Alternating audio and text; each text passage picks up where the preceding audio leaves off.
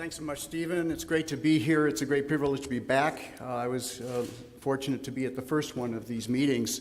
I think this conference is becoming one of the major venues for interdisciplinary critical environmental studies, and Rob and all of his colleagues deserve a round of applause more than just right now for doing that for us.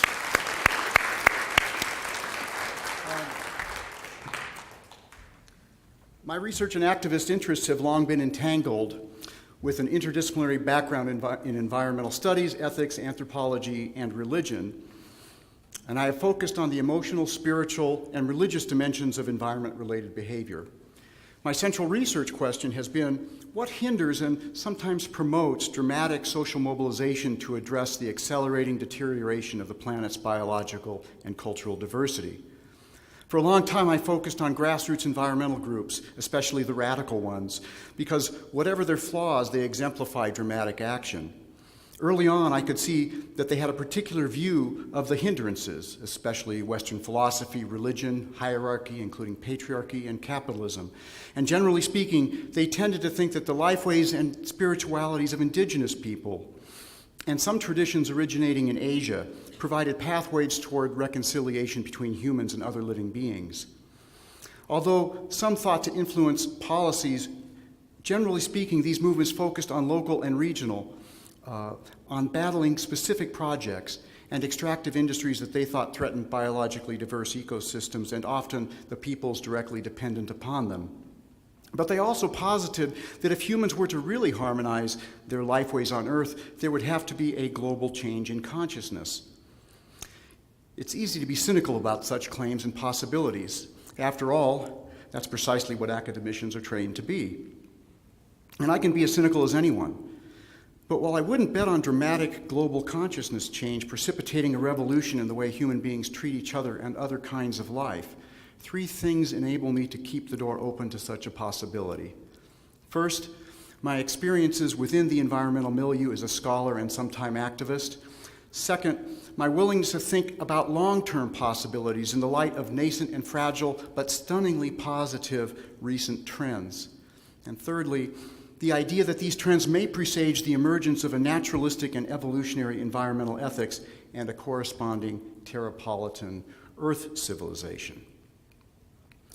I'll explain these terms presently, but I will begin by posing two questions. If you were around when the axial age prophets and gurus were teaching, would you have predicted that their followers would become the world's predominant religions? If there were a new global religious movement unfolding today that would become one of the most prevalent spiritual movements in the world, would you recognize it?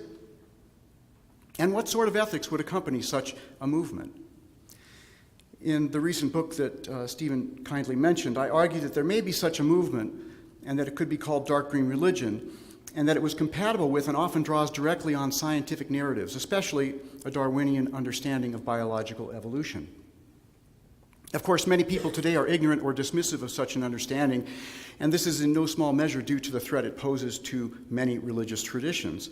Indeed, when he published On the Origin of Species in 1859, Charles Darwin knew his theory would be controversial and cause wrenching disruptions to conventional faith.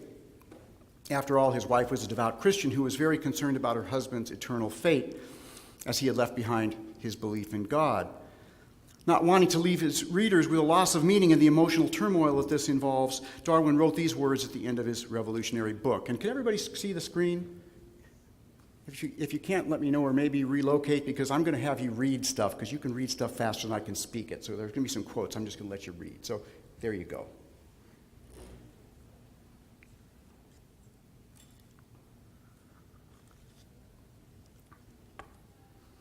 And I'll help you out on this one. Thus, from the war of nature, from famine and death, the most exalted object of which we're capable of conceiving, namely the production of higher animals, directly follows. There is grandeur in this view of life that from so simple a beginning, endless forms most beautiful and most wonderful have been and are being evolved. Think about this language, about the grandeur and meaning in an evolutionary understanding for the diversity of life on Earth. Is he offering an alternative meaning system to the prevalent religious ones of his day? Is this cosmogony a spiritual competitor to the prevalent ones? Consider also Darwin's statement about how science can lead to felt kinship and even, to use contemporary parlance, biocentric ethics, when he wrote that we can empathize with all life when we recognize that all animals experience pain, diseases, death, suffering, and famine as we do, and that we all got here in the same way and share a common ancestor, and therefore we are all netted together. Here we can see Darwin's evolution-based kinship ethic, which is rooted in an understanding that all life is quite literally related, combined with an empathy-based awareness that we and other animals suffer and face similar challenges. The ecologist Aldo Leopold drew directly from Darwin in developing an evolutionary and ecological environmental ethics during the first half of the 20th century. Leopold recognized that all life shares a common ancestor and came to be through what he evocatively called the Odyssey of evolution. This, in turn, led to his own sense of kinship with his fellow creatures, his wish to live and let live, and a feeling of awe and wonder over the magnitude and duration of the biotic enterprise. Note these ideas: wonder, kinship, and live and let live ethics, which in turn led Leopold to this expression of his now famous land ethic. Now, what I want to underscore is that these sorts of perceptions, that awareness of and empathy toward all living things that struggle as we do for existence, can be the basis for at least a rudimentary environmental ethics. And we can see such ideas expressed directly in Schopenhauer's philosophy, in Albert Schweitzer's reverence for life ethics, in Rachel Carson's writing, to name just a few examples, all of which draw on the will to live of all organisms and our ability to empathize and thus to develop live and let live ethics toward human and other kind. These are among the ideas that I've seen repeatedly around the world and have come to refer to as dark green religion. But before I summarize the key elements of dark green religion, I should briefly explain what I mean and don't mean by the famously difficult to define word religion. Here's what I find most helpful. The early roots of the word have to do with being bound, tied, or connected to something greater than oneself, to whatever one considers ultimate, or in today's terminology, sacred. The term sacred generally involves places, times, and experiences of transcendent or transformative power, which may also involve physical or spiritual healing. I take what some scholars call a family resemblance approach to religion, in which we analyze the religion resembling traits and functions of social phenomena without worrying about exactly where the boundary lies. Scholars taking this approach focus on the explanatory power that follows an analysis of religion resembling beliefs and practice, using whatever tools from the sciences and humanities that can contribute to such understanding. Put differently, I'm interested in understanding social phenomena that are obviously religious as well as those that are implicitly religious. In short, although the title of my book is Dark Green Religion, many of the examples in it are entirely naturalistic, wherein people draw meaning and values from scientific understandings of the unfolding of the universe and the biosphere. Such naturalistic forms of dark green spirituality do not involve what some assume to be the essence of religion, namely belief in non-material divine beings or forces. Okay, here then are some of the most common traits of what I'm calling dark green spirituality. The notion that nature is sacred. Its value is not only indirect by virtue of having been divinely created. All living things have intrinsic value and deserve respect and, if not also, reverence. And this is often linked to empathic appreciation for the will to live in all organisms. All life forms share a common ancestor and thus are kin, which leads to corresponding moral responsibilities. All life is interconnected and mutually dependent, and these beliefs are all woven in with deep feelings of belonging and connection to the biosphere. I think one of my earliest articles was Earth and Nature-Based Spirituality in the journal you edit. I was talking a lot at that point about these spiritualities of belonging and connection to nature. And these go with a corresponding humility about the human place in the grand scheme of things.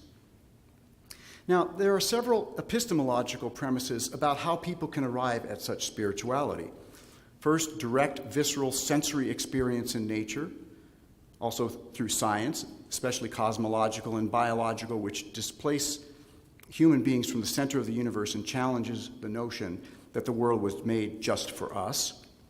And third, that the arts can evoke similar perceptions. And Adrian Ivachev gave us a great talk that got into some of that yesterday. Other antecedents here or examples would be E.O. Wilson and Stephen Kellert's The Biophilia Hypothesis, which I think lends credence to such epistemology, including that there may be ways to nurture innate affective connections to nature. Now, I contend that diverse expressions of such nature spirituality can generally be found in animistic and Gaian forms. These nature spiritualities can be conventionally religious, seeing the divinity or divinity in or giving rise to nature, or they can be entirely naturalistic, where there are no non-material divine beings or forces involved. On this chart, I've identified the two main types, the animistic and the Gaian, in the two columns. I believe both forms are spreading with significant alacrity. Each of these has conventionally religious forms in which the animistic intelligences in nature, or Gaia, are understood to be divine in some way. These two you can see in the first row, and I've called them spiritual animism and Gaian spirituality. Each of these also has entirely naturalistic forms which involve no beliefs in non-material divine beings or forces. These two you can see in the second row, and I've called them naturalistic animism and Gaian naturalism. As with most typologies where we know that map is not territory, in other words, when we know that reality is more complex than our maps of it, the boundaries between these types are permeable and fluid, and I've indicated that or tried to with the broken lines between them. Now, I wish to introduce three more notions that I find analytically useful: bricolage and the environmental milieu, and quasi and para-religion. The first I borrow from French anthropologist Claude Lévi-Strauss, and of course the word bricoleur, or bricklayer. Bricolage, as I deploy the term, refers to cultural processes wherein bits and pieces of nature-related ideas and practices drawn from a variety of environmentally engaged social actors around the world are amalgamated into new cultural forms.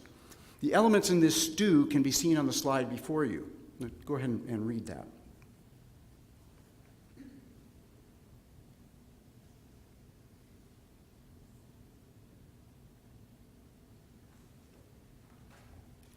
The environmental milieu is a term I've adapted from the British sociologist Colin Campbell's wonderful 1972 article titled The Cultic Milieu.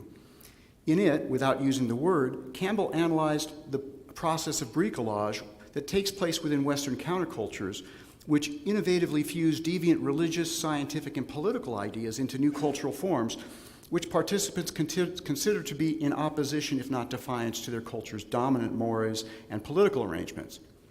By the environmental milieu, I mean the increasingly international venues, such as this place right now, where environmentally concerned officials, movements, and individuals interact and influence one another, often, if not usually and in general, expressing values and ideology at variance with the dominant ones of the age, including neoliberal political and economic arrangements. Within grassroots environmentalism, these elements are fluid and contested among individuals and subgroups, yet much is often shared. The third term I prefer to call para-religion, for it does not implicitly question the authenticity of phenomena it seeks to analyze, as quasi-religion might. Social scientists, of course, increasingly talk about quasi-religion or para-religion when speaking of religion resembling social phenomena that do not involve beliefs in non-material divine beings. I sometimes refer to naturalistic forms of dark green spirituality as para-religions. So dark green religion, or dark green spirituality, is a bricolage that's expressed and promoted by individuals and groups in a host of ways within an incredibly diverse and global environmental milieu. And most of this cultural productivity is taking place outside and independent of institutions and groups who are religious in the most conventional understandings of the word. The arts and sciences, at and beyond academic institutions, in festivals and performances of all sorts, productions, concerts, raves, motion pictures, documentaries, museums, and exhibitions at parks and World Heritage sites, on the streets, in the woods, in acts of protest and defiance. In short, if you want to perceive dark green spirituality, you'll need to look outside the conventional religious box, which is precisely what I'll do next through some storytelling. In 1985, the Australian philosopher and ecofeminist Val Plumwood was canoeing in the Kadu wetlands when a saltwater crocodile approached and suddenly rammed her canoe. Plumwood steered to the slippery riverbank, hoping that she might escape by jumping from the canoe and pulling herself up by the branches of a tree. As she prepared to leap, she recalled, the crocodile rushed up alongside the canoe, and its beautiful golden eyes looked straight into mine. If this were a vision of communion, it was unwelcome. Just as she leapt for safety, the crocodile burst from the water, clamped down on her legs, and spun, rolling her several times underwater. The philosopher fought back and somehow managed to scramble out of the crocodile's range. Plumwood survived severe injuries and later reported a golden glow over her life as a result of the experience. She added that afterward she understood that she was prey, a part of the food chain. The experience helped her to break past her sense of superiority to and separateness from nature. You could say that the crocodile taught the philosopher a lesson. In 1966, Stuart Brand may have been the first one to see the image of the whole Earth, at least in his mind's eye, while on acid. As a result, he made buttons and led a campaign to get NASA to take a picture of the whole Earth from space. In early November 1967, a NASA satellite took the first picture of the whole Earth, and a year later, the iconoclastic Brand put the image on the cover of the initial Whole Earth catalog.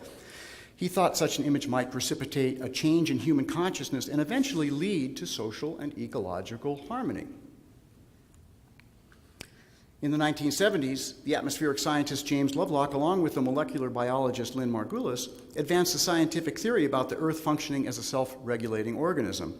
The basic idea is that the various parts and processes of the Earth's living systems work together to maintain the conditions necessary for the planet's diverse species.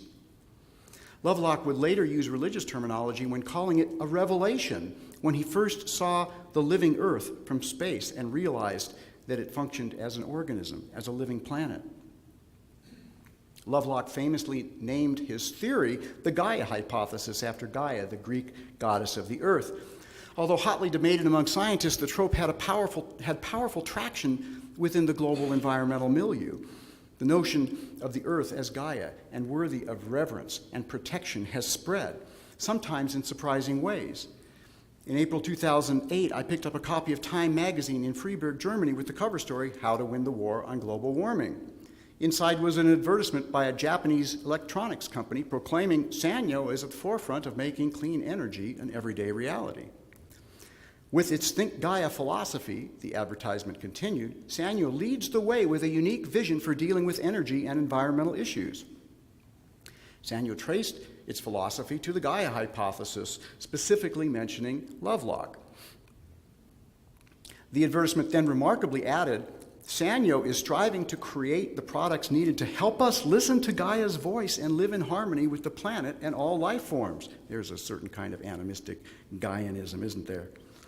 The final section of the text even decried materialism and urged people to symbiotically co-evolve with all life to ensure positive coexistence with Gaia. Turning from Gaian to animistic exemplars of dark green spirituality, in 1997, the Dutch photographer Frans Lanting published a huge coffee table book entitled Eye to Eye, Intimate Encounters with the Animal World. This and the next couple of slides are images from this book, which was replete with stunning photographs of animal eyes. In his narrative introduction, Lanting explained how, as a youth, he read a novel by the Nobel Prize-winning Swedish author Selma Lagerlöf. Titled The Wonderful World of Nils, the story is about a boy who shrinks to the size of an elf, living with and learning to see the world through the eyes of a family of geese, becoming an advocate for them after returning to the human world.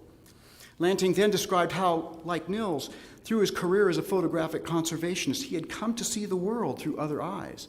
He added that his book was designed to celebrate the kinship of all life.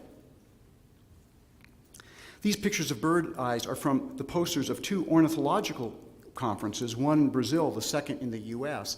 The one I attended in 2008 was orchestrated by the International Partners in Flight, which is devoted to bird conservation in the Americas. One evening session was designed to celebrate birds and their power to transform consciousness and reshape human imagination. The presentation mixed poems, stories, and myths with bird sounds and human music, as well as with stunning photographs of birds' eyes. to remind us that we need birds, and to inspire new ideas to awaken the connections between humans and the entire universe. Who knew? In 2005, UNESCO approved a proposal to establish a Cape Horn Biosphere Reserve in the Antarctic province of Chile, right on the Beagle Channel, named for the ship upon which Darwin sailed during his most famous voyage. I was there as a member of an international research group to attend the dedication of the Omora Ethnobotanical Park. Our dedication was led by Ricardo Rossi, pictured here, a Chilean ecologist who advocates fully integrating the traditional ecological knowledge of indigenous peoples into all biosphere reserve projects. During the dedication, I watched as officials involved with biosphere reserve programs from around the world, Chilean politicians, military officers, scientists, philosophers, and community members, all visited the park's miniature forest. The term forest in this context referred to scores of lichens, mosses, and liverworts endemic to that region. That this was a biodiversity hotspot was emphasized. The organisms were featured through stations established with symbolic large magnifying glasses, which directed attention to specific species and the adjacent names for them. The visitors also used real magnifying glasses to see these beautiful and bizarre life forms. Now, as the people examined the lichens, and I examined the people examining the lichens, it occurred to me that the way the park's interpreters had set up the viewing stations resembled a ritual, which, of course, focuses attention on that which is considered sacred. The guides and visitors expressed delight at what they were seeing, and the overall tone of the gathering seemed to be reverence for these diminutive life forms. These next pictures are some of these organisms.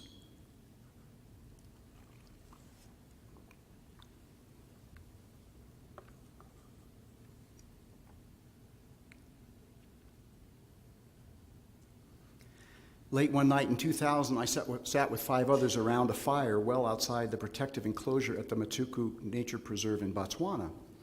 Our group had been participating in the Deep Ecology Elephant Program, a form of ecotourism invented by Chris Vandermeer, a photojournalist of Afrikaner heritage from Pretoria, South Africa. It was our last night at the reserve. Sitting in what Vandermeer dubbed a vigil, we thought of the leopards that inhabited trees just like the ones overhead, recalling that the largest males weigh nearly 200 pounds and carry prey 3 times that size into those trees. On occasion, that prey is human. During the days prior to the rite, we walked the plains rather than viewing the land from the safety of a safari vehicle. Vandermeer wanted us to feel what it's like to be a member of the species Homo sapiens living as part of the wider community of life in Africa with all of the corresponding vulnerabilities. The Deep was premised on Vandermeer's belief in the entwined destiny of humans and the rest of the living community. For Vandermeer, elephants were good teachers, at least indirectly through their human-like behavior. Our trip's chief educator, however, was Jeanette Seiler, who had a PhD in wildlife biology and specialized in elephants. During her presentation, she described their many human-like traits, but repeatedly apologized for speaking anthropomorphically. When I commented on this pattern, she responded that the apologies were the result of the professional taboo against anthropomorphic description, but that this injunction was very difficult to maintain because elephants are so much like humans in their emotional and social lives. For his part, Vandermeer believed that by showing the similarities between humans and elephants, by feeling the vulnerabilities of life on the African plains, at least through imaginative work, we might better understand that we're a part of nature. He hoped the experience would lead us to promote biodiversity conservation. Moving to aquatic exemplars, in June 2006, of all places, I was wandering by a bookshop in Istanbul and noticed a prominently displayed book about surfing. Intrigued, I went in and found out that the book was originally published in German, and it began with the claim that surfing has a spiritual aura that you only get once you've experienced the magic that envelops you during the practice. A few years earlier, with sunny skies and the surf pounding in San Diego, I skipped the morning session of an academic conference, don't tell my dean, please, and was soon chatting with a young woman at a surf shop deciding which board to rent. When she learned I was formerly an ocean lifeguard from the region, then living inland in Wisconsin, she exclaimed, "Whoa, dude, no amount of money is worth living away from Mother Ocean." I knew what she meant, except the assumption that I was making a lot of money. While bemused, I was not surprised at her response, however. I was well aware that many surfers use religious terminology to describe the sublime and sometimes ecstatic dimensions of their practice. Some of these even refer to the early morning dawn patrol as going to church, a notion that's even reflected on this sign at the famous point break called Trestles in San Onofre, California, where the beginner's break is dubbed church. I remembered as well the way some surf movies captured the sport's spiritual ethos, as, for example, in the 1991 film Point Break, much of which was filmed at the northern Malibu state beaches, where I wrapped up my career with the California State Park System. The film is a campy thriller about a gang of surfers who fund their global quest for the perfect wave by robbing banks. True enough. Early in the film, Keanu Reeves, playing FBI agent Johnny Utah, went to buy a surfboard. You think I'm making this up? After explaining to the teenage clerk that he always wanted to learn to surf, the child surfing evangelist responded, "I hope you stay with it. Surfing's the source. It'll change your life, I swear to God." Underscoring the spiritual theme of the film was the name of the bank robbing surfing guru, Bodhi, who waxed lyrically about the mystical union with the sea that the practice can evoke. Now, he's not officially credited, but James Cameron was one of the co-authors of the script, as was Karen Bigelow, who became even more famous later in her life. But they lived in Malibu. They were kind of absorbing the kind of, ocean spirituality of the place and channeling it in this campy film. Well, in 1972, the film Five Summer Stories provided a much more serious spiritual interpretation of the sport, stressing that surfing is about the intimate relationships a surfer develops with Mother Ocean.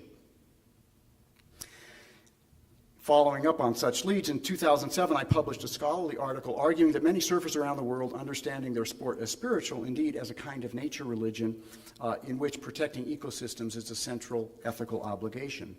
A mini sensation followed as the world's most widely distributed surfing magazine scrambled to republish my analysis, to my shock. My article was even translated into Portuguese and Spanish because many surfers around the world felt it accurately described their own connections to nature. Indeed, every time it's been published or translated, the editors have added their own confession that they and many surfers they know consider surfing to be their religion. In Brazil, the article also inspired the theme of the 2012 Surf Festival. Indeed, since Duke Kahanamoku introduced the Hawaiian practice to the world in the early 20th century, it has spread internationally and increasingly assumed a spiritual and environmentalist dimension. As with the Anthropology Museum example, one can find evidence of such cultural productions in museums and other places the sport is represented. At the Huntington Beach Surfing Museum in California, the Duke is celebrated as the patron saint of the modern sport of surfing, bringing an indigenous aloha spirit to the practice. The Surfing Heritage Foundation in San Clemente and the commercial surfing industry as well have begun talking about surfboards as sacred craft, implicitly recognizing that surfboards are technologies of the sacred, namely means to liminal experiences of belonging and connection to Mother Nature. Mother Ocean, I should say. Now, if this were a different presentation, I could detail the religious dimensions of the sport, but for now I'll simply note that as the environmental alarm has grown around the world, so has environmental activism among surfers. This photograph here is from a 1961 protest in Hawaii. Other surfer environmental organizations have followed, and they're all over the world now. Now, some surfing leaders have been directly involved in the construction of surfing as a religious practice, promoting an ethics of kinship and reverence toward all life.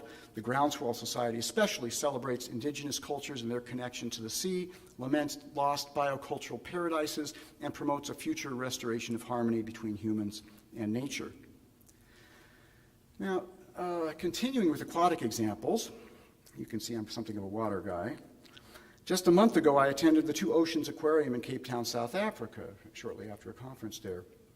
As you can see, the centerpiece of the foyer was a declaration that oceans are sacred, which was connected to an effort to end whaling, in part because whales can help us recover our best spiritual selves, wherein we feel connected to and protective of our watery home. A variety of other panels struck additional dark green themes. This one spotlighted our dependence on biodiversity and quoted one of Rachel Carson's many statements expressing wonder and urging humility. It also contended that evolution, as well as many ancient peoples, teach interdependence and mutual dependence. This panel on living within a wider world stressed that understanding our kinship with and sense of belonging to nature is deeply rooted in our common ancestry, and that this is also why we find peace and tranquility in nature. Other panels explained that to connect to nature, we should take a meditative sensory journey to experience the timeless processes that sustain and nourish all life on Earth. Here is the kind of sensory spirituality found in the naturalistic pole of DGR, at least.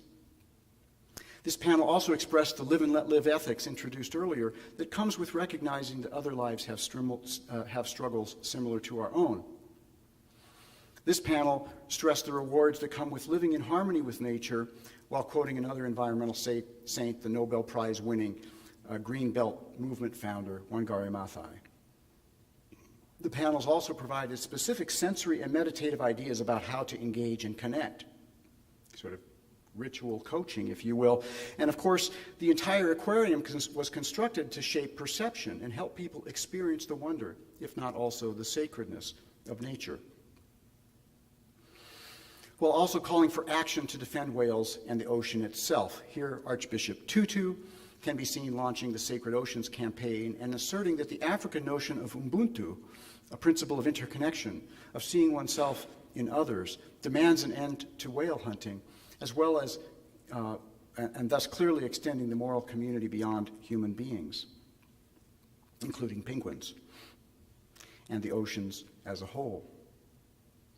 Reverence for Gaia and kinship feelings toward non-human organisms is being expressed and promoted around the world at a host of oceanariums, natural history museums, and planetariums, including this Shrine to Darwin and the Evolutionary Story in London.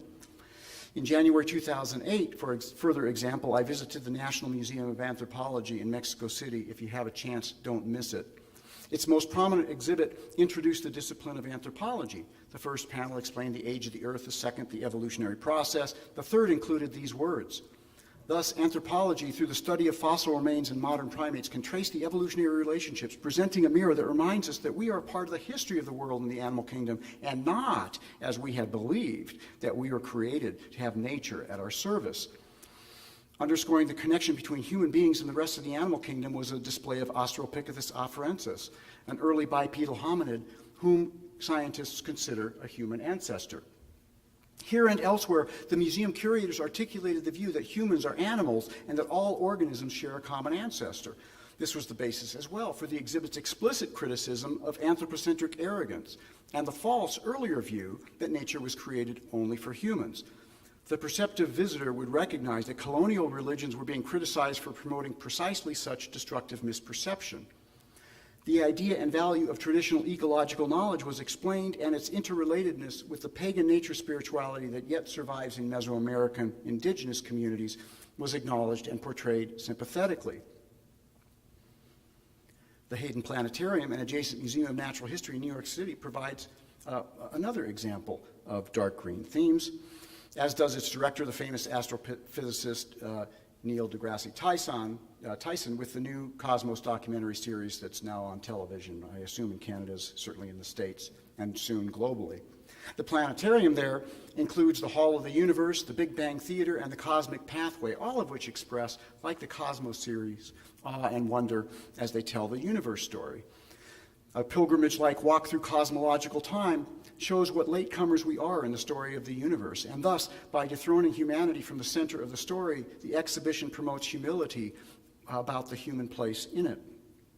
So does the Hall of Origins at the adjacent Museum of Natural History, which stresses evolutionary continuity and kinship while overviewing evolutionary sciences. This time, taking visitors through a walk through biological instead of cosmological time, but with the same effect, dethroning humanity from the pinnacle of some great chain of being, and instead, by showing the continuity between humans and other organisms, including through DNA analysis, revealing chimpanzees as our closest biological cousins who share 98+% of the same DNA that we have, and that are both strikingly similar and yet different. The exhibits illustrate how all animals have evolved from a common ancestor and share many family resemblance, as illustrated there. Indeed, with all living things, from other people to butterflies and mushrooms and birds, inheriting many co-evolved features from our common ancestor. In a complementary way, the Hall of Biodiversity there celebrates the diversity of life on Earth while urging action to prevent anthropogenic species extinction. The exhibit is replete with evocative quotations from leading proponents of dark green spirituality, Thoreau, Carson, many, many more. Carson here promoting direct sensory experience in nature as a spiritual path. Moving again back to Africa, in 2000, on my first visit there, I visited the Sterkfontein caves, where some of the most important Australopithecus fossils have been found, and which has been labeled the cradle of humankind and has become a World Heritage Site. Here are some images from it. You see the caves and the archaeological infrastructure.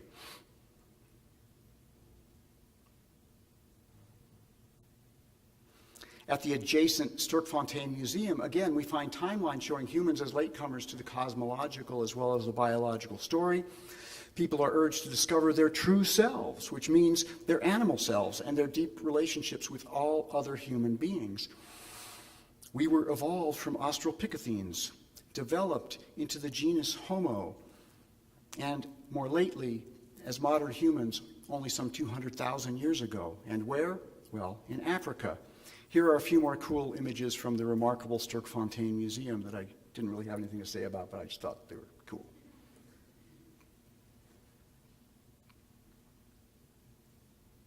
Famous scientists are again quoted here, including Carl Sagan, and to the right of this panel, the curators quoted Charles Darwin's statement about there being grandeur in evolutionary understandings.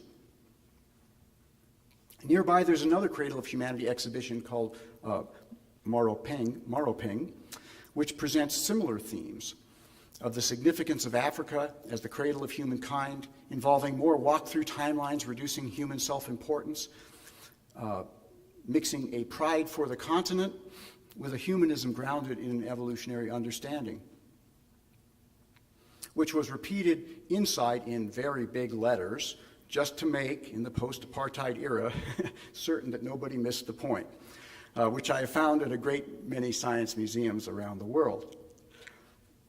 And our common ancestry is not just with humans, but again, with chimpanzees, a good way to promote that kind of felt sense of kinship. The museum also taught ecological dependence and emphasized the Gaia theory. And at the Origins Center at Wits University in Johannesburg, you can already tell I'm a bit of a museum nerd, can't you? Like other sites, stressed humanity's origins in Africa, urged visitors to wake up and recognize that we're all one species sharing a fragile planet. Similar messages are presented by a host of artistic productions, including in popular culture, as, for example, television mogul Ted Turner's 1990 Gaia-themed television cartoon, Captain Planet, which promoted many dark green themes. I won't ask which among you are here because of Captain Planet, but I bet there's a couple of you youngsters out there that have played some role in you showing up here. The cinematic arts tell their own stories that express and promote and express dark green themes, and there's no better example than James Cameron's blockbuster film Avatar, which metaphorically depicts the long struggle of Earth's Aboriginal peoples to maintain their ways of life and protect the habitats upon which they depend. The film also exemplifies and promotes dark green spirituality. On Pandora, we experience beautiful and biologically diverse sacred forests in which the old-growth trees are especially powerful. We encounter animistic forest spirits like these bioluminescent jellyfish-resembling wood sprites, and witness them exercise their own agency by alighting on Jake Sully, thus assuring Natiri that he's trustworthy. And of course, it was the intrepid ethnobiologist, or to use more galactic terminology, the xenoecologist Grace Augustine, who sought to understand the biocultural systems of Pandora. This complicated character was driven by her curiosities in caring for the moon's Aboriginal population on the one hand, but she was horribly compromised in her complicity with the invading forces. It was only in rejecting her role as imperial biostitute, when she took the side of the Na'vi and all Pandora life, that she found her way to redemption. The film clearly expressed and promoted the idea that all life has value, as shown most graphically at the climax of the film, when, at the moment that all seems lost, the fiercest animals rout the human invaders. Cameron singled out that scene and his delight that the human audiences cheered the routing of the invading humans as his favorite moment in the film. But in the film's more subtle moments, Cameron was also explicitly teaching an organicist ecological metaphysics of belonging and connection to nature. As he put it in an interview, Avatar asks us to see that everything is connected, all human beings to each other and us to the earth. He explained that his intent was to use the magic of cinema to help us appreciate the miracle of the world that we have right here. Like surfboards are for surfers, cinematic art is a technology of the sacred for Cameron, capable of evoking nature-venerating spiritual perception. Home Tree, of course, was the sacred symbolic center, the axis mundi of Pandora's interconnected bioenergetic system, which the Na'vi understood as the deity Ewa. It was from this divine system that all life comes and eventually returns. Dr. Augustine only came to her full realization of this during her death process as she was becoming a part of this energetic system. All this resembles the Gaia hypothesis, and it is also reminiscent of a host of cultural productions, such as in animated and theatrical movies, including The Lion King, American Beauty, The Fountain, which express the view of the circle of life as a sacred process. Such notions are often integrated into contemporary nature spirituality. Many viewers were inspired by the beauty of the film as it was presented. Writing in the New York Times, the biologist Carol Yoon described the affinity she felt with Dr. Augustine, who, in her view, exemplified the delight and wonder of those scientists who, through their studies, arrive at and express a deep affective connection to nature. Avatar recreated what is at the heart of biology, she wrote, the naked, heart-stopping wonder and elation that accompanies really seeing the living world. Yoon then urged her readers to use their experience of Avatar to get out and experience firsthand the living world around them. She concluded her essay arguing that as Augustine approached the most sacred and biologically important site on Pandora, she demonstrated that there was no line between her wonder, her love of the living world, and her science. Note also that Yoon articulated a key dark green epistemological claim regarding the importance of experiencing nature oneself firsthand. Others were inspired to action by the film and its metaphorical depiction of the earth as sacred. Some contributed to Cameron's Home Tree initiative, which eventually funded the planting of 1 million trees. Others, including Cameron himself, tried to help indigenous people fighting to protect their cultures and habitats, such as in the battles against fracking and tar sand mining by First Peoples and their allies in Canada. Cameron also tried to promote the cause of activists and indigenous people battling hydroelectric dam projects in the Amazon and more recently in Southeast Asia. Of course, inspiration was far from the only response the film engendered, which is why I did this book. It was so interesting to think. Critics from the right attacked it for promoting what they considered spiritually, politically, and economically dangerous ideas. Critics from the left claimed that the film promoted capitalism and racist, if not also misogynistic, images. Indigenous people responded either enthusiastically, seeing themselves and their struggles depicted sympathetically and hoping the film might generate international support, or usually after noting the good intentions of the filmmakers, they expressed their own criticisms, often similar to the leftist ones. The criticisms show how difficult it is to bring people together around the idea of a nature-based spirituality, ethics, and politics. But is it impossible? Always? Forever? Maybe so. But if we think long-term, maybe very long-term, this might not be as unlikely as it seems. One way to consider the possibility would be through an analytic lens beginning what some religion theorists have called civil religion. Civil religion denotes the kind of nationalism in which a nation is invested with transcendent meaning and sacred purpose, and group identity and loyalty are forged through such shared perceptions. The overall message is that God, diversely understood, is responsible for establishing the nation and securing its future. The nation is consecrated or made sacred in a variety of ways, for example, through myths about its origins, sermons and sacred texts, rituals, festivals, parades, and inaugurations. As religions typically do, civil religions have their priests, saints, and gurus. For citizens of the United States, exemplars include figures such as George Washington. Not only is the nation Britain's capital named for its first president, but like Muhammad and Jesus ascending to heaven in their respective traditions, so does George Washington. This is depicted in the apotheosis of George Washington mural at the top of the Capitol Rotunda in Washington, D.C., lest you think I'm insane. An important aspect of civil religion, especially in religiously diverse nations, is through reference to the divine that are generic, not specific to just one tradition. In this way, religious references do not hinder the kind of we feeling that is needed to create a sense of shared identity and sacred calling, a prerequisite to patriotism. Civil religion may also include ethical obligations that have a prophetic dimension. If the people do not fulfill their duties, divine blessing and protection might be withdrawn, likely with devastating consequences. Examples of civil religion are as diverse as the draping of American political interests and its military in God talk, as well as Martin King's prophetic denunciations of racism and the Vietnam War. So civil religion is a two-edged sword, promoting virulent nationalism or we and place feeling, and thus community. The question I would like to leave you all with is this: is it possible to see signs of the evolution of a global civil earth religion, which draws on and coheres with evolutionary understandings, in which the earth and all its denizens are considered to be sacred in some way by a wide diversity of people and in their own ways? And can this diversity range as widely as those to include those who are traditionally religious, involved in new forms of religious innovation, and even those who are avowedly secular but engaged in religion resembling language, beliefs, and practices? The political theorist Dan Dewdney cleverly coined the term terrapolitan earth religion to capture the possibility. He has argued that just such identities are needed for a federal Republican Earth Constitution with corresponding treaties and enforcement mechanisms to protect the biosphere and all that dwell therein. Is this just naive ecotopian fantasy? Many scholars today reject any stories of progressive enlightenment, let alone ecological enlightenment, viewing these as hegemonic adversaries of diversity.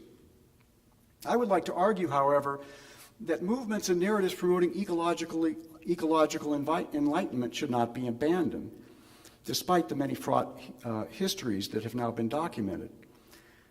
Without such a possibility, it's all too easy for those who care about the fate of the earth and all living beings here to fall into cynicism and despair. In my judgment, there's already too much of that. As halting and fraught as efforts to promote adaptive and resilient environmental and social systems have been, dark green ideas are increasingly being expressed in international sectors, and they may well be salutary. For example, in 1982, the World Charter for Nature was adopted by the United Nations member states. Its 5 principles of conservation, by which all human conduct affecting nature is to be guided and judged, stress the importance of protecting the diversity of all species and ecosystems. And although it stated that the sustainability of natural resource extraction was important, it also said that the integrity of ecosystems should not be abridged. 5 years later, in 1987, the UN-sponsored World Commission on Environment and Development published Our Common Future, also known and more commonly known as the Brundtland Report after the Norwegian Prime Minister who headed the commission. It argued that sustainable development, which implies the meeting of the needs of the present without compromising the ability of future generations to meet their own needs, should become a central guiding principle of the UN, governments, private institutions, organizations, and enterprises. Although little noticed by most observers, the document also indicated that nature should be protected for its own sake, not only because it serves human needs, when it added, the case for the conservation of nature should not only rest with development goals. It's part of our moral obligation to other living beings and future generations. Pretty remarkable discourse. Moreover, Our Common Future represented a stunning reversal of the way indigenous people have typically been understood and viewed by the world's nation-states, international institutions, and organized religions. Prior to its publication, the religious sensibilities and cultural practices of indigenous people were often vilified and considered primitive and superstitious. The Brundtland Report held up indigenous cultures in contrast as fonts of insight for the envisioned environmental future. Specifically, the report asserted that indigenous peoples harbor traditional ecological knowledge that includes insights about medicines and livelihoods that can be derived from nature without degrading it. Moreover, such knowledge is generally entwined with the religious perceptions and practices of these peoples, making the protection of biological and cultural diversity, including indigenous cultures and religions, inexorably connected. Such ideas continued to be in play at the UN Earth Summit in Rio in 1992, both at the official United Nations site and especially at the civil society venues such as the International NGO Forum and the Global Forum 92, which promoted social justice as well as reverence for life ethics. And an initiative to create an Earth Charter expressing dark green themes was also launched. More on that presently. The UN's own statement also included religion-resembling language about belonging to nature and living in harmony with it. A decade earlier, similar themes were expressed at both the site of the UN's World Summit on Sustainable Development, I'll abbreviate that as WSSD, in Johannesburg, as well as at the nearby People's Earth Summit, where activists had gathered to pressure the world's leaders to action. At the outset of the meeting, the President of South Africa, Thabo Mbeki, United Nations General Secretary Kofi Annan, and anthropologist Jane Goodall went on a pilgrimage to Sterkfontein, which I've already introduced you to. There, Mbeki stressed that the fossils there trace the evolution of the Earth as well as the interdependence of peoples, plants, animals, and thus, it is teaching all of us how we can coexist and ensure enduring prosperity for all species. Here he affirmed an evolutionary worldview while articulating an ethic of ecological kinship and caretaking. Mbeki repeated such comments about the significance of the cradle of humankind at the religion-resembling welcome ceremony. And by the way, if you want to see this whole ceremony, you go to my website, which you'll see at the end of the thing, and just go to the dark green religion thing, look for media favorites, and I've got the welcome ceremony up there where you can watch it. The centerpiece of this ceremony, which I wish I had time to play for you, is a mythic pageant venerating Mother Earth. And like the Cradle of Humanity speeches, it promoted a sense of kinship between human beings and Earth's other living things. It began as performers told the story of the evolution and flourishing of life on Earth, where people lived in a kind of Edenic harmony, when people could even speak with the animals. But this paradise was lost when, in a depiction resembling a primordial fall from grace, human greed led to environmental degradation, war, and social inequality. After these scenes were shown, a child plaintively asked, "Is there anything we can do?" The answer came, yes. The leaders of the world are gathering to defend Mother Earth. And with the leaders of the world assembling to address our environmental predicaments, the pageant concluded hopefully envisioning a restoration of harmony among all creatures right there under the sacred, iconic Gaia. The performance thus presented animistic spiritualities about the possibility of kinship with non-human organisms and an earth-venerating Mother Earth, or Gaian spirituality of interdependence and mutual dependence. Nevertheless, the delegates at the conference did not take strong action in concert with the opening ritual call to action, as many of you know, which in turn drew outrage from a host of civil society groups, especially those participating at the People's Earth Summit, which held what it called the World Sustainability Hearings and was the epicenter for environmental and social justice groups assembled to pressure the nation-states to action. The hearings provided a central focus for the People's Summit, and its focus was primarily scientific and political, criticizing biotech, GMOs, biopiracy, and in general the commodification of life. But nature spirituality was prevalent as well. Indeed, that event where I spent at least two-thirds of my time over that 2-week period reminded me of radical environmental wilderness gatherings where the boundary is always thin between activism, entertainment, and nature reverence. Evenings were filled with strategy sessions and planning for protests as well as shared meals, poetry, music, and drumming. Indigenous people were accorded a special role, reflecting the belief that indigenous cultures offer practical and spiritual wisdom about how to live close to nature. Often heard at the People's Summits were claims that although people can and often have lived sustainably, the fall from an earthly paradise has resulted variously from agriculture, hierarchy, patriarchy, monotheism, technology, one or more of which disconnect us from nature and erode both biological and cultural diversity, which are mutually dependent and at least implicitly sacred. In contrast, a variety of spiritual heroes were celebrated. I can't really go into all of them, including Mahatma Gandhi and Wangari Maathai. Maathai herself was deeply involved with the Gaia Foundation and Earth Charter movement and emphasized the connections between democracy, women's rights, social justice, and environmental well-being. With more time, I could document all the dark green spiritual and ethical themes she regularly promoted, including the notion that these are better expressed by African religions than Abrahamic colonial ones. If anybody's interested, I have a long article about the Green Belt movement and Wangari Maathai that I can get for you. Jane Goodall was nearly omnipresent with the prominent and powerful at the WSSD, but she also attended and was especially at home and forthcoming with the activists at the People's Earth Summit.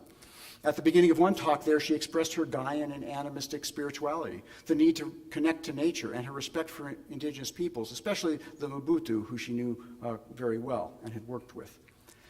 I like to take the voice of animals into places where I speak, she also said, explaining that the stuffed toy chimpanzee she carries with her symbolizes their voices. Then, as she does regularly in her talk, she asserted, the chimp has done more than any other animal to show us that we are part of it all.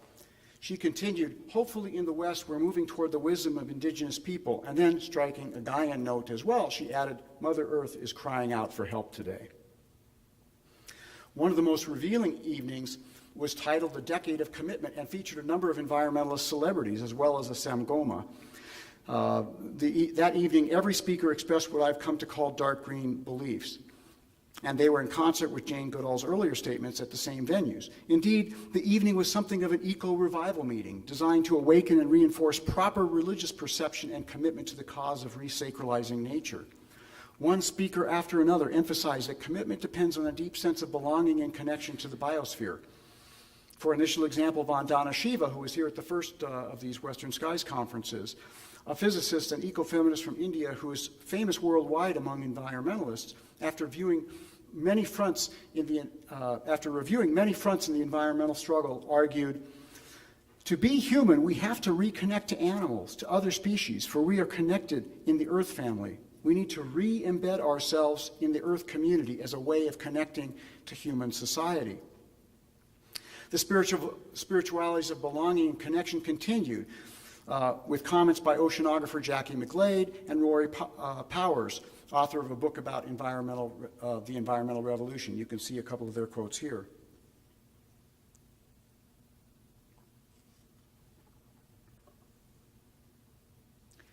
Herbert Giardet, a documentarian and chair of the Schumacher Society in the UK, and Colin Campbell, a Zimbabwean Sangoma, in their own ways stressed interconnection, biocentrism, and Gaian spirituality. And during evening rituals during the encampment, Campbell and other traditional healers beseeched the ancestors and nature itself for guidance by orchestrating rituals for this purpose on several evenings. Ricardo Navarro from El Salvador, who was then chair of Friends of the Earth International, agreed with the others. Disconnectedness is the major problem, and Cormac Cullinan, an attorney and author of Wild Law, concluded, we all owe our allegiance to the Earth. Shiva herself, as the most prominent of these green luminaries, had the last word. We need Earth-centered thinking if we are going to take the power back from corporate elites and the politicians they control. Now, this notion that consciousness change toward a spirituality of belonging and loyalty to the Earth is a prerequisite to humanity finding a way toward sustainable societies is ubiquitous in the environmental milieu. Such spirituality is especially prevalent outside of the world's predominant religions, but there are those within such religions who resonate with such spiritualities. This charter was first proposed at the Rio Earth Summit by Maurice Strong, whose speeches are laced with Gaian spirituality. But it was Stephen Rockefeller, the religion professor in the United States and heir to the famous Rockefeller fortune, who shepherded the charter document through several drafts in which selected actors within civil and religious society were consulted. It was eventually presented to delegates at the WSSD in Johannesburg. Here you can see the Ark's new sacred text written on papyrus on the lid of the Ark they created. The text includes evolutionary themes, intrinsic value theory, and a profession of reverence for the community of life. The outside of the box was covered with natural symbols from the world's religious traditions, while gifts and messages from children inside urged action. The strategy behind the Earth Charter is akin to that of the UN Declaration on Human Rights, to pressure member states to endorse the document, which could then be used as leverage to promote green initiatives and reforms.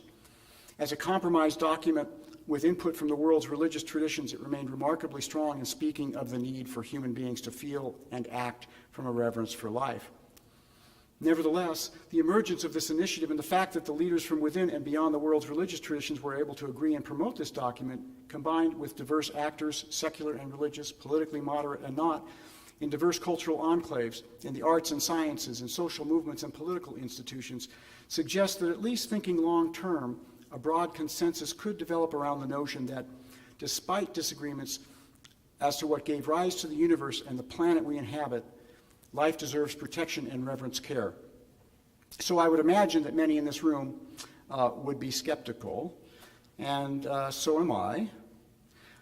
So maybe I should take it all back.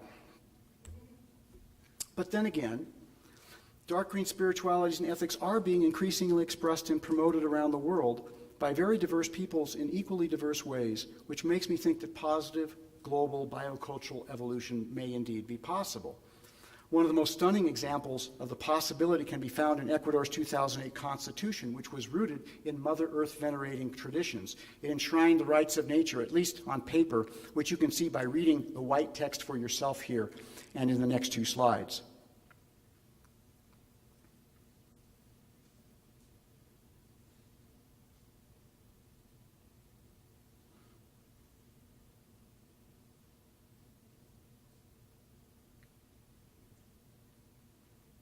I don't know about you, but this document kind of blows my mind.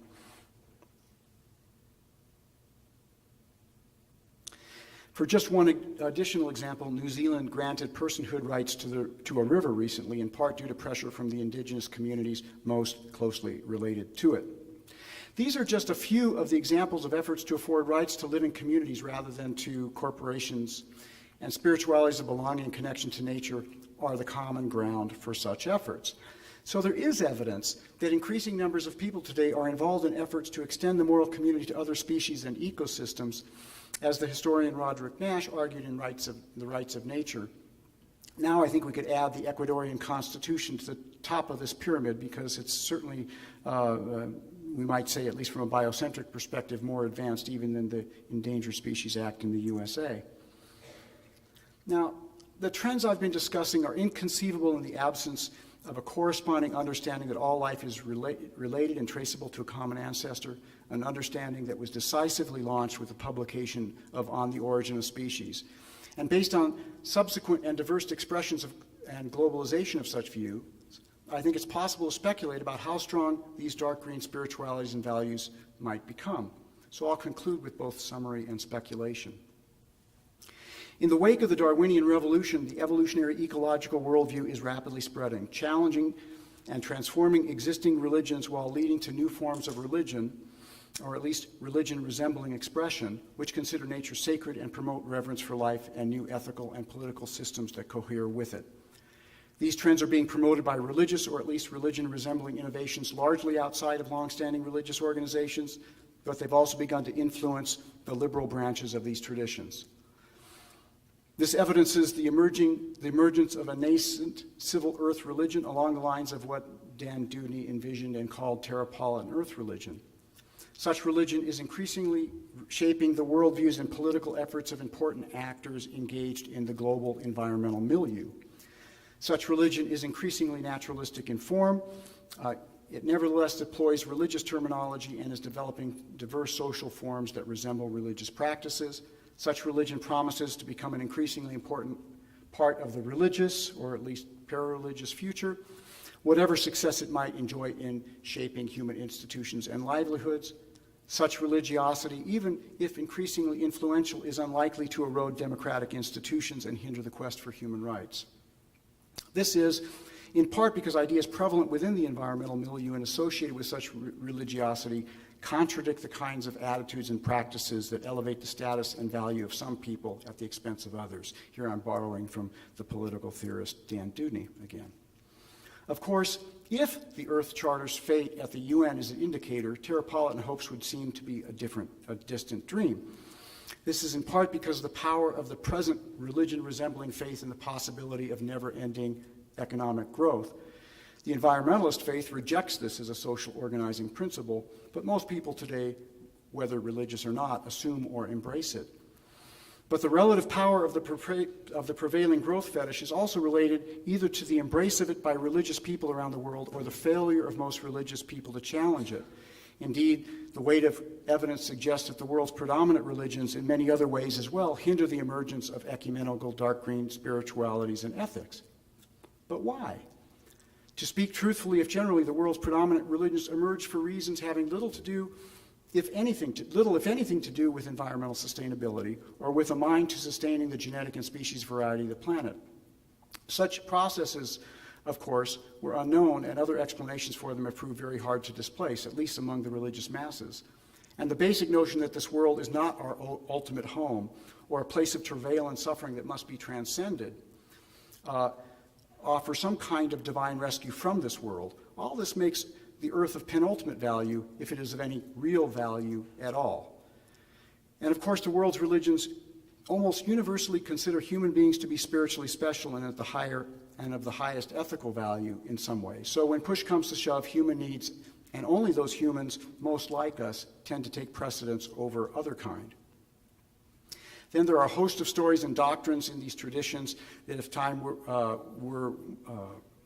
if we had more time, I could go into that hinder these traditions from moving forward. More important, I think most critically important, is that the existential questions and concrete needs to which religions respond are real questions and needs, and meeting them are the raison d'etre of these religions as we've inherited them. Meeting these needs, including those of social justice among human beings, take time and energy. Research shows that even when religious leaders and lay people are environmentally aware and concerned, those concerns are not of high priority compared to other ethical and religious objectives.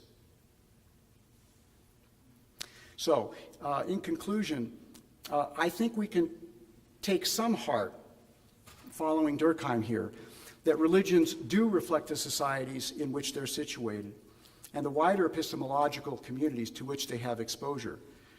And religions are invented and malleable, so they can be reinvented, changed, discarded, and replaced in all the dynamics of cultural change that in our day are accelerating. As the environmental anthropologist Roy Rappaport once quipped, and I paraphrase, maladaptive cultures kill their hosts. What I've tried to do today is to show that despite many accelerating negative trends, as more people cross cultural divides, as Patty was talking about earlier, learn from and hybridize insight from diverse knowledge systems, spiritual and ethical traditions, positive, ecologically adaptive innovations are accelerating as well. I hope that spreading knowledge about them provides at least a modest contribution to them, and perhaps to new innovations that will flower from them. Thanks so much for your attention. I appreciate it. It's great to be here.